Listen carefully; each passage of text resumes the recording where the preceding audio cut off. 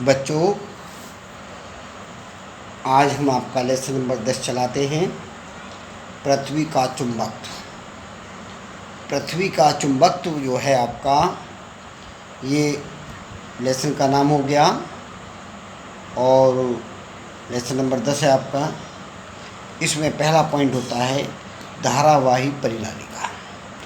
धारावाही परिनालिका जो होती है, एक हम तार लेते हैं और तार को हम फोल्ड करते हैं सर्कुलर के रूप में, और जब उसके कई राउंड लगाते हैं और उसको एक साथ एक नलिका के रूप में रखते हैं और उसमें करंट फ्लो करते हैं तो परिनालिका बन जाती है।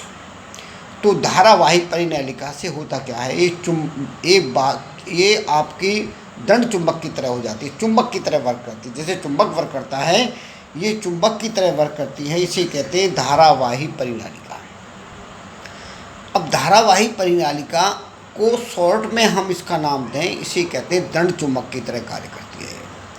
तो अब हम इसमें क्या कहेंगे कि जब धारावाही परिनालिका को स्वतंत्र रूप से लटकाते हैं तो वह सदैव उत्तर व दक्षिण दिशा में ठहरती है, और दूसरी परिनालिका को पास लाते हैं तो परस्पर एक दूसरे को या तो आकर्षित करेंगी या प्रतिकर्षित करेंगी। तो यह क्षण चुंबक की तरह कार्य करती हैं। ये क्षण चुंबक होती है, दंड चुंबक होती है, दंड चुंबक की तरह कार्य करती हैं, क्षण चुंबक की तरह करती हैं। इसे ही हम कहते हैं धारावाही परिनालिका। अब धारावाही परिनालिका तो मैंने आपको बता दी कि अगर हम घर ही बना सकते हैं। हम एक तार लें, एक तार लेकर के और एक जो है लोहे का रॉड ले लें, कच्चे लोहे की रॉड, और उसके ऊपर तांबे के तार लपेट दें और उसके दो सिरों के बीच में हम सेल लगा दें। तो अगर उसको लटकाएंगे तो ये हमारी धारावाही परिनालिका बन जाती है, एक चुंबक की तरह कार्य करती है। तो ये मैंने आपको ये बताया कि आकर्षित प्रकृति करती है, उत्तर दक्षिण दिशा में ठहरती है, ये चुंबक के गुण आगे, तो ये क्षण चुंबक या दंड चुंबक की तरह कार्य करती है। अब इसका जो नेक्स्ट पॉइंट है, इम्पोर्टेंट है टॉपिक, वह है धारावाही परिनालिका के कारण चुंबकीय क्षेत्र की तीव्रता का व्यंजक। ये अक्षय स्थिति में है चुंबक। तो अब हम ये कहते हैं ये हमारा दंड चुंबक है। इसमें dx हमने करंट एलिमेंट ले लिया है स्मॉल लेंथ का, छोटी लेंथ का। टोटल लेंथ हमारी 12 है। तो मिडिल पॉइंट से एक तरफ का डिस्टेंस प्लस है, दूसरी तरफ का माइनस है, ओके। और ये मिडिल से dx तक का जो डिस्टेंस है हमारा x है, और मिडिल पॉइंट से p पॉइंट तक, x एक्सिस के p पॉइंट तक जो डिस्टेंस है हमारा r होगी। लेकिन ये जो डिस्टेंस होगी ये r माइनस एक्स होगी, और ये जो डिस्टेंस होगी r माइनस एल होगी, ठीक है। और यहाँ तक की लेंगे तो r प्लस एल लेंगे। हालांकि हमें तो केवल यहाँ देखनी है, ये डिस्टेंस कितनी, ये r है हमारी। तो इस r डिस्टेंस पर जो हमारा p पॉइंट पर मैग्नेटिक फील्ड हमारा है वो dB लिया हमने। dB क्यों लिया? क्योंकि dB के अकॉर्डिंग हमने डिस्टेंस कितनी मानी थी, करंट एलिमेंट dx माना था। इसमें जो फेरों की संख्या क्या मानेंगे, n मानेंगे। तो अब इसे जो चीज़ हमने डायग्राम बनाई, अब इसको मान कर लिखते हैं। इस माना परिनालिका की जो लंबाई है, लंबाई कितनी है, 12 है, तथा त्रिज्या हमारी a है। इसमें धारा I और एकांक लंबाई पर फेरों की संख्या n है, और माना केंद्र O से r दूरी पर बिंदु P है। धारा लूप में कुल फेरों की जो संख्या है वो हमारी n dx होगी। अगर n से dx मल्टीप्लाई तो टोटल फेरे आ जाएंगे।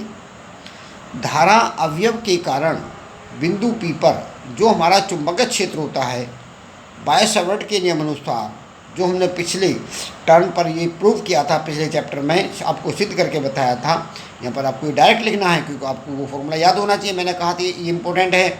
तो ये dB = μ0 NIA² dx/2 a square plus r minus x का होल स्क्वायर की पावर 3/2, ये इसका फॉर्मूला है। अब इसमें हमें जो है संपूर्ण परिनालिका के कारण चुंबकीय क्षेत्र निकालना है। तो संपूर्ण परिनालिका के कारण क्या, दोनों तरफ का इंटीग्रेशन कर देंगे, इसके दोनों तरफ का इंटीग्रेशन। ये तो हमने आपको बता दिया dx पर जो डिस्टेंस पर मैग्नेटिक फील्ड इतना है, लेकिन इसमें टोटल निकालना, तो taking integration on both side. तो अब हमने क्या करा, दोनों तरफ का इंटीग्रेशन कर दिया लिमिट के साथ, 0 to b db equal to -l से +l तक mu n I A square d x upon 2 a square plus r minus x का होल स्क्वायर की पावर 3/2। अब हम ये देखेंगे इसमें इसका जो इंटीग्रल होता है डी बी का, वो b होता है, लिमिट 0 to b लिख देते हैं। अब इसमें जो हमारी कांस्टेंट राशि हैं वो तो बाहर निकाल देंगे, म्यू नॉट एन आई ए स्क्वायर 2r3। अब हमने क्या करा, ये जो हमारी A square plus r minus x का होल स्क्वायर की पावर 3/2 है, आर की वैल्यू इनमें सबसे बड़ी है, ए और एक्स हमारी छोटी हैं, इनका भी स्क्वायर है, तो ये छोटी हो जाएगी, तो इनको हम छोड़ देते हैं, केवल आर स्क्वायर है और ये 2 कट जाता है, आर स्क्वायर 2 है, तो पावर हमारी 3 रह जाती है, तो इसको हमने 2r3 बाहर कर दिया। अब हमारा अंतर क्या बचा, dx। तो इंटीग्रल क्या है, -l से +l तक dx, इसकी वैल्यू जो होती है वो 2l होती है। इसकी वैल्यू कितनी होती है, 2l। इंटीग्रल dx लिमिट के साथ, तो इसकी वैल्यू हो जाती है हमारी 2l। Upper limit positive, lower limit negative, तो b की जगह b रखेंगे, b-0 इक्वल टू, ये ऐसी नोट कर देंगे, और इसकी वैल्यू हमने 2l रख दी। अब इनकी मल्टीप्लाई करेंगे तो इसमें कांस्टेंट वैल्यू दे करते, तो इसकी b की वैल्यू हो जाती है म्यू अपॉन 4 पाई, म्यू नॉट अपॉन 4 पाई 2m अपॉन r3।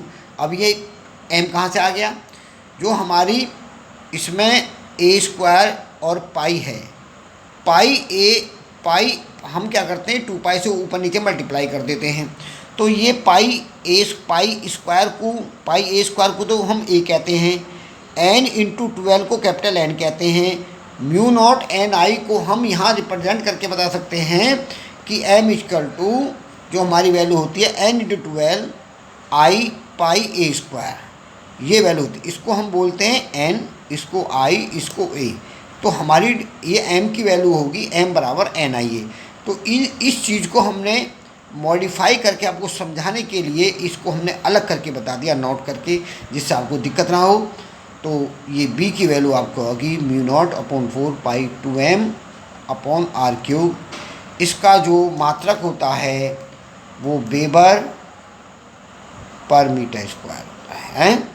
ये आपको तैयार करना है, बोर्ड में आएगा, इसे अच्छी तरह तैयार करना।